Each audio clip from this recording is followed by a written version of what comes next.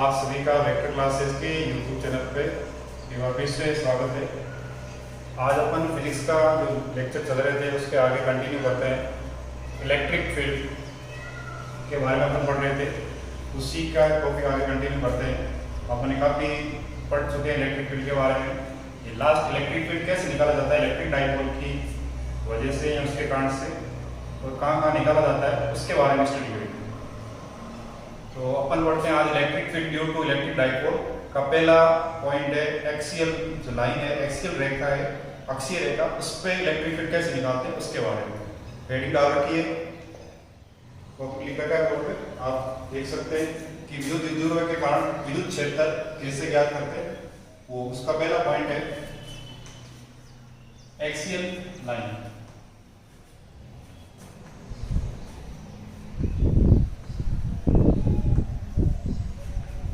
अक्षीय रेखा,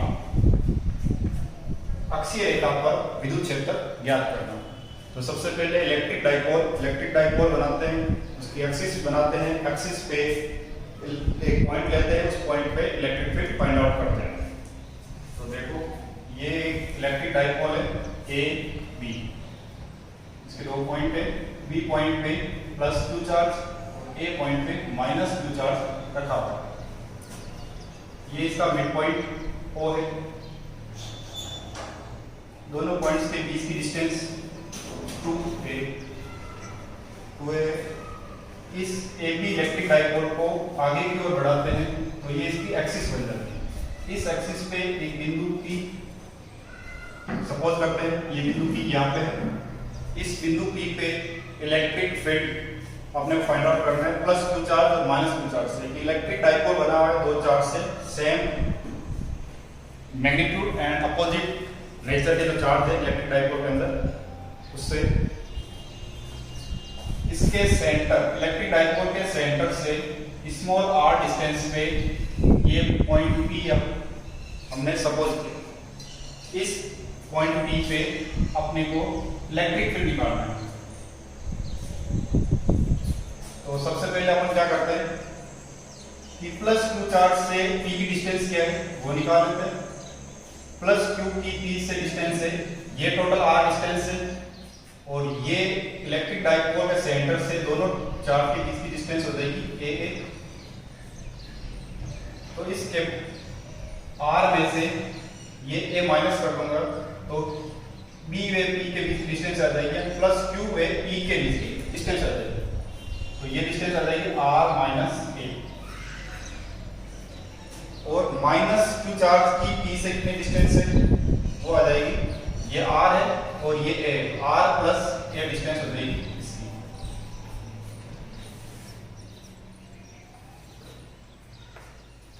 ये डिस्टेंस क्यों निकाली? ये डिस्टेंस इसलिए निकाली कि इलेक्ट्रिक डाइपोल के अंदर दो चार्ज, एक तो प्लस क्यू एक माइनस क्यू। प्लस क्यू के कारण से अपन इलेक्ट्रिक फील्ड निकालेंगे, माइनस क्यू के कारण से इलेक्ट्रिक फील्ड निकालेंगे, फिर दोनों का अपन सम कर देंगे, प्लस कर देंगे, तो बिंदु P पे टोटल इलेक्ट्रिक फील्ड आ जाएगा। तो पहले अपन प्लस Q के कारण बिंदु P पर इलेक्ट्रिक फील्ड विद्युत क्षेत्र फाइंड आउट करते हैं। प्लस Q के कारण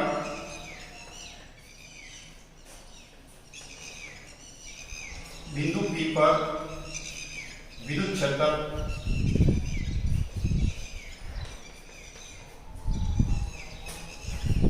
की तीव्रता। तो सबसे पहले इसका नाम देते हैं E1 इलेक्ट्रिक फील्ड आएगा प्लस क्यू के कारण बिंदु P पर। तो इलेक्ट्रिक फील्ड होता है K Q upon R square. ये नॉर्मल अपन ने फॉर्मूला पॉइंट चार्ज से इलेक्ट्रिक फील्ड का पढ़ा था इससे पहले वाले लेक्चर में। तो R इसके लिए कितना है, प्लस क्यू के लिए R माइनस A का होल स्क्वायर। इलेक्ट्रिक फील्ड एक वेक्टर क्वांटिटी है, इसकी डायरेक्शन लिखेंगे प्लस क्यू के कारण से इस डायरेक्शन में आएगा, या तो P की डायरेक्शन में, यहां लिख सकता हूं B की दिशा में।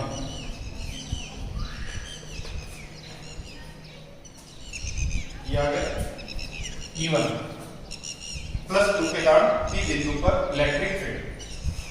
अब आगे आएगा माइनस Q के कारण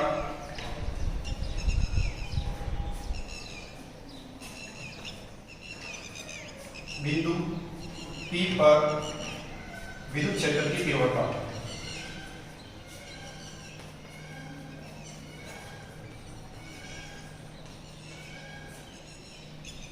इसका नाम है E2। E2 आएगा K Q, माइनस का Q है तो माइनस का साइन लगाऊंगा, R प्लस A का होल स्क्वायर। इसकी डायरेक्शन आएगी माइनस की डायरेक्शन में, किस डायरेक्शन में आएगी, इस डायरेक्शन में आएगी। माइनस Q चार्ज है तो यहाँ unit positive charge Q not लिखा हुआ, तभी तो अपने इलेक्ट्रिक फील्ड पता लगेगा।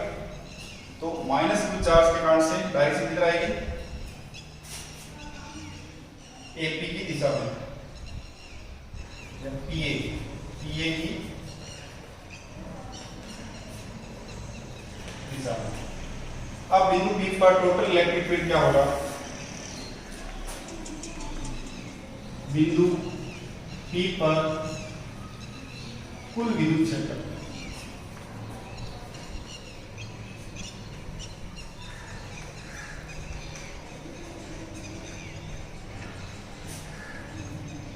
E equal to E1 plus E2। Electric field एक वेक्टर क्वांटिटी है, तो दोनों अपन प्लस Q और माइनस Q के कारण से जो इलेक्ट्रिक फील्ड निकाला है उन दोनों को अपन क्या कर देंगे, सम कर देंगे प्लस Q।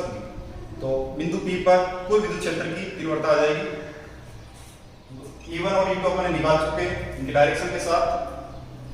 तो E1 और E2 की जो वैल्यू है यहाँ रखूंगा K Q upon R minus A का square plus K Q upon R plus A का होल स्क्वायर। ये माइनस वाला था इसलिए माइनस लिया। ओनली मैं मैग्नीट्यूड लिखूंगा तो ओनली मैग्नीट्यूड हो जाएगा, और यदि वेक्टर के साथ लिखूंगा तो जो फाइनल इलेक्ट्रिक फील्ड आएगा उसकी दिशा, उसकी डायरेक्शन P की दिशा में आएगी। P की दिशा में क्यों आएगी, क्योंकि प्लस Q के कारण से इलेक्ट्रिक फील्ड ज्यादा है P बिंदु पर, और माइनस Q के कारण P बिंदु पर इलेक्ट्रिक फील्ड कम है, इसलिए फाइनल डायरेक्शन P की दिशा में आएगी। क्योंकि इलेक्ट्रिक फील्ड की दिशा P की दिशा में आएगी इस पूरे इलेक्ट्रिक डाइपोल की वजह से, और P की दिशा होती है माइनस Q से प्लस Q की ओर। P की दिशा होती है माइनस Q से प्लस Q की ओर।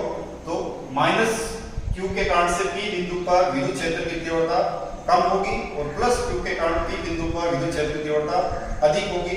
तो जो फाइनल इलेक्ट्रिक फील्ड आएगा उसकी दिशा भी प्लस Q के कारण से जो इलेक्ट्रिक फील्ड है उसकी दिशा में आएगी, और उसकी दिशा है P की दिशा में या P की दिशा में। तो इसकी दिशा आ जाएगी P की दिशा में, P के या P की दिशा में।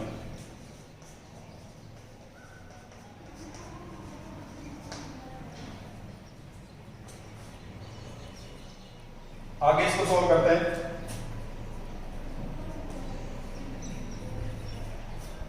KQ upon R minus A का whole square minus KQ upon R plus A का होल स्क्वायर। दोनों इलेक्ट्रिक फील्ड E1 और E2 वैल्यू इसके अंदर पुट करके रखती। आगे इसको सॉल्व किया जाएगा तो KQ कॉमन आ जाएगा,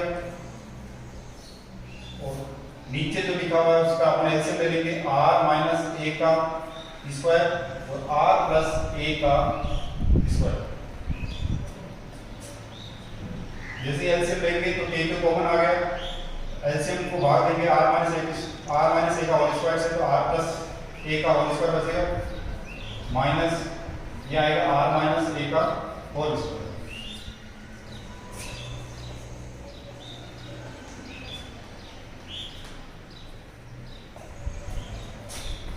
ये आ गया। आगे इसको और सोल्व करें तो K Q ऊपर A प्लस B का whole square, A minus B का होल स्क्वायर, ये आइडेंटिटी लगा देंगे और इसको ओपन कर देंगे।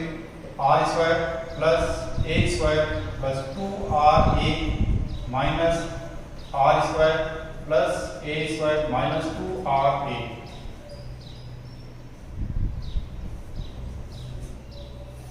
नीचे a minus b a plus b a square minus b square r square minus a square का होल स्क्वायर। पहले दोनों पे होल स्क्वायर है, दोनों का होल स्क्वायर कॉमन लेके होल स्क्वायर कर दो, a minus b a plus b हो जाएगा, दोनों में आइडेंटिटी लगेगी, a square minus b square फिर होल स्क्वायर करेंगे k क्यूब, ये माइनस का ये प्लस का, ये माइनस प्लस का ये माइनस का ये प्लस का कैंसिल हो जाएंगे, 2ra ये माइनस माइनस प्लस हो गया 2ra, ऊपर बन जाएगा 4ra, नीचे आ जाएगा r square minus a square का होल स्क्वायर।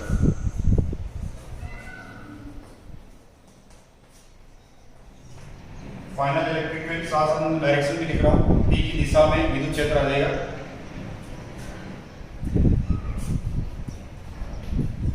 आगे अपने को पता है p होता है इलेक्ट्रिक डाइपोल मोमेंट, वो होता है q into 2a।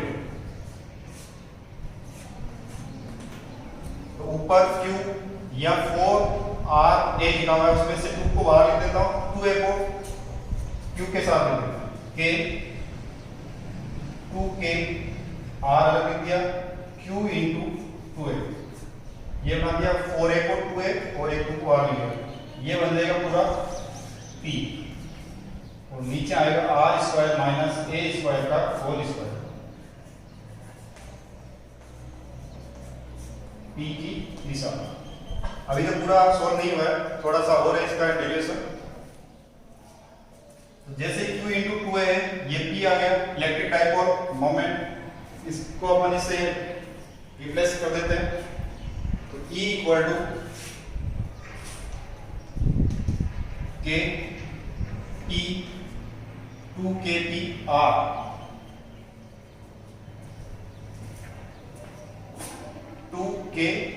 ये p बन गया 2kp r, नीचे r square minus a square का whole square, r square minus a square का होल स्क्वायर, इसकी डायरेक्शन p की दिशा में।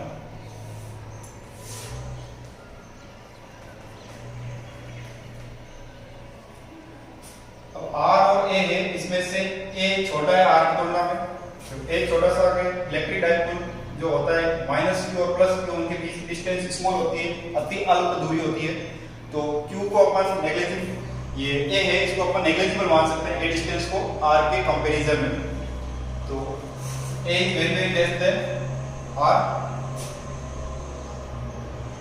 इलेक्ट्रिक फील्ड E हो जाएगा 2kp r अपॉन r की पावर 4, ठीक है, एक r से एक r कैंसिल हो जाएगा, इलेक्ट्रिक फील्ड E आएगा 2kp अपॉन r क्यूब, इसकी डायरेक्शन आ जाएगी p की डायरेक्शन में।